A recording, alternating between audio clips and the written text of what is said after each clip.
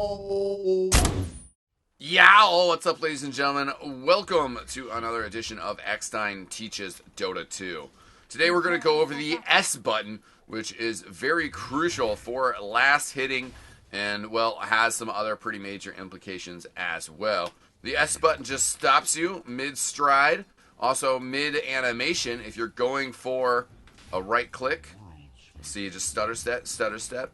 And what I'm doing here is I'm just hitting the S button to cancel his attack animation and make sure that I have it nice and timed up to really get the last hit here.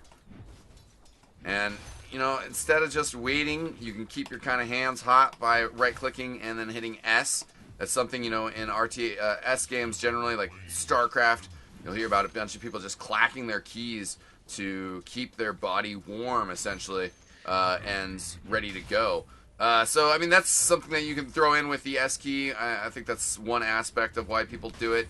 But certainly just getting that timing more lined down in order to, like, you know, if you're standing here and you're like, waiting for your right click, if I just regular right click now, he's got a turn animation. I still timed it, but if I'm over here and then I animate, or I hit the S button, I can make sure that I'm pointed in the right direction before I swing.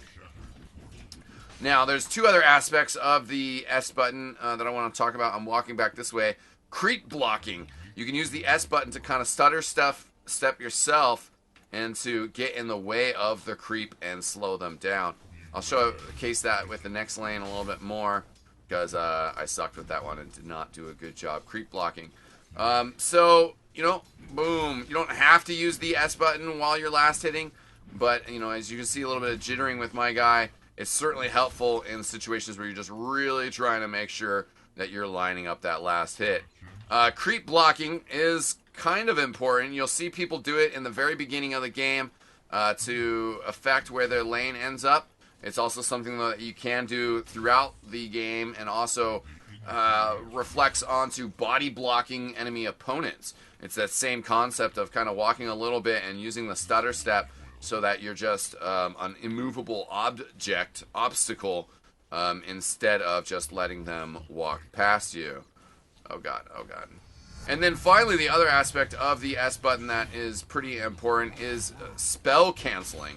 So, one, I mean, you can do this to scare your opponent, but two, you can do this just to protect your own cooldowns and to make sure that you're not accidentally activating anything. So most of the spells have a cast point. The animation will start up, and then he won't actually cast it. So you can hit S and say, okay, well, no. I don't, okay, that time, you know. And then if you're too slow, he's just going to do it. Same thing, like particular with the Echo Stomp, especially since that's a channeled spell. As soon as he gets into the channel portion of the spell, it'll burn the cooldown. So I have about enough time for him to raise his feet. You see I'm casting and stopping it. Oh, and that time he actually got to the channel and it activated. So you do have to be careful if you're faking out spells. Some spells give you a little bit more time to do it. Some spells will even like play the sound of the spell before it actually is activated. And yeah, there you go. Spell canceling, body blocking, and last hitting all through the S key. Which makes it pretty much, in my mind, the most important key in the game after right-clicking. I pretty much keep my finger on right-click and S, and, well, everything rotating else around that. There you are, ladies and gentlemen. Hope that helps you guys out. I'm sure it probably will. Good luck, have fun. I'm eXtine. I'll see you guys next time. Peace out!